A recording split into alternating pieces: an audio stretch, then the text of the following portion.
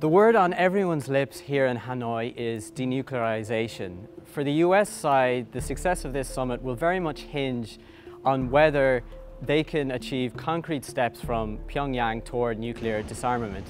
Although the North last year destroyed tunnels at a nuclear facility and dismantled a missile test site, these moves have been largely portrayed as symbolic or lacking independent verification. Tangible moves by the North might include providing an inventory of weapons and sites and allowing international inspectors into the country to witness the destruction of existing facilities.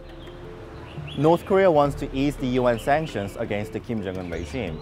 Kim Jong-un has recently announced that he would move away from Pyongyang policy. Now, that is his previous policy where he vowed to build nuclear weapon and economy at the same time. Recently, he actually announced that he will move away from that policy and exclusively focus on economy. He can't really achieve that without easing the UN sanctions.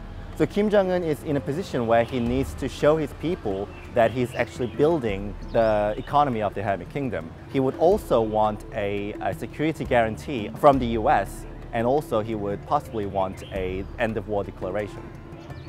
By playing host to the summit, Vietnam can show the world the phenomenal economic success it has achieved since the end of the war. For the past 30 years, it has embraced free market principles.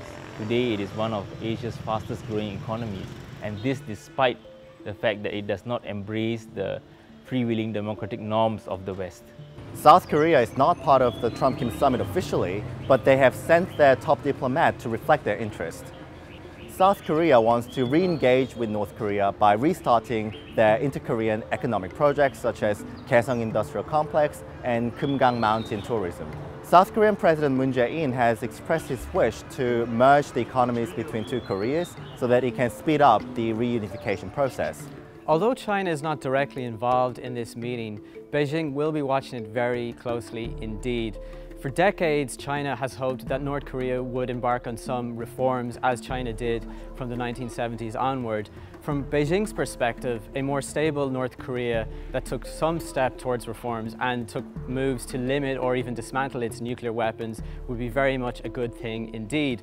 From China's perspective, a key concern is to avoid the collapse of North Korea.